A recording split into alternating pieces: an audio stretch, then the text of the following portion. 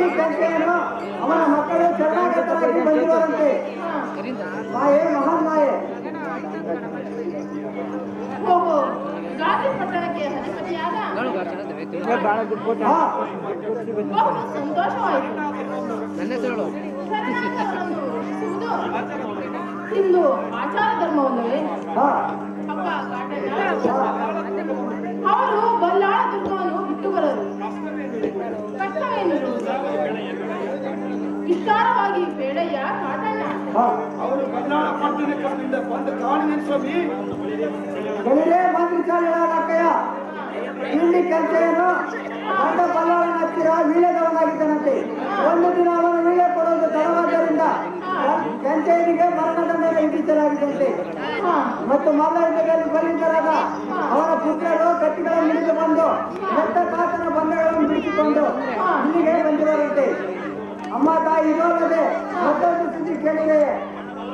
ಬಂಡ ಬಲ್ಲಾಳನು ಬಳಿರೇ ಕಾಟಣ್ಣನ ಗಂಡ ಅತಿ ಮಿಂಡನೆಂದು ಗುರುತು ಬರೆದು ಬಂದಿರುವನಂತೆ. ರಾಸರಕ್ಕೆ ಕಾಟಣ್ಣ ಹೇಳಿದವರ ಮಾತು ಕೇಳಿ ನೀನು ದುಡಿಯುವುದು ತರವಲ್ಲ. ಆದರೆ ನೀನು ಈಗ ಕೇಳುವಾಗ ನಿನ್ನ ಇಷ್ಟ ಬಂದಂತೆ ಮಾಡು. ಕುತ್ಕೊಳ್ರಮ್ಮ, ಕತೆ ಇನ್ನ ಬಾಳ ಐತೆ.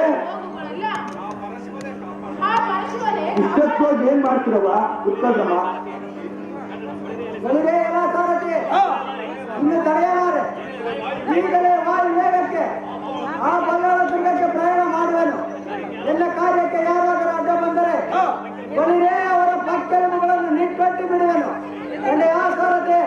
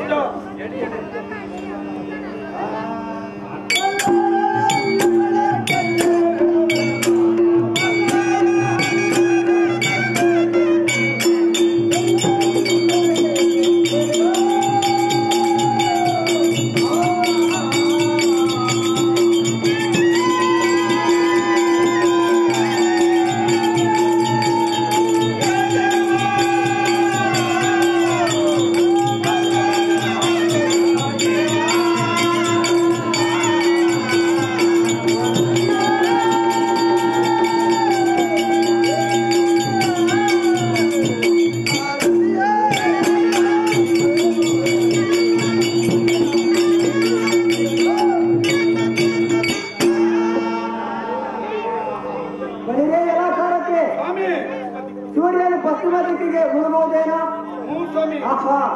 ಈ ವನದಲ್ಲಿ ಯಾರೋ ಮಲಗಿದಂತೆ ಕಾಣುವುದಿಲ್ಲ. ಆ ಕಡುಮೂರ್ಖನಾದ ಬಲ್ಲಾಳನು ಒಂದು ವಿಹರ್ತವಾಗಿ ಮಲಗಿರುವನು.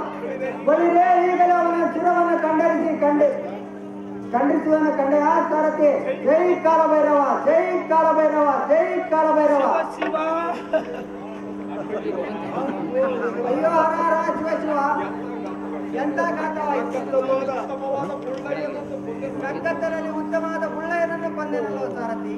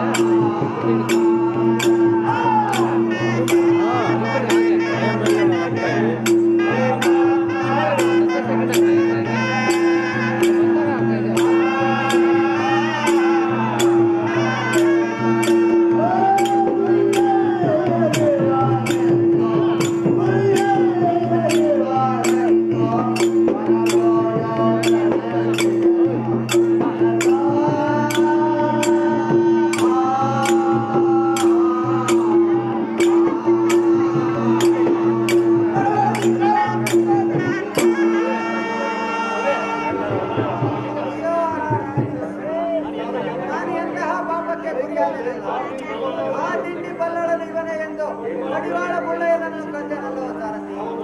ಅವನ ಬಂಧು ಬಳಗದ ದುಃಖವನ್ನು ಎಂತೂ ನೋಡಲೇ ಈ ಸಾರಥಿ. ಅವರ ಕುಲವನ್ನೆಲ್ಲ ನನ್ನ ಕಾಜು ಪಟ್ಟಣಕ್ಕೆ ಕರೆದುಕೊಂಡು ಬಂದು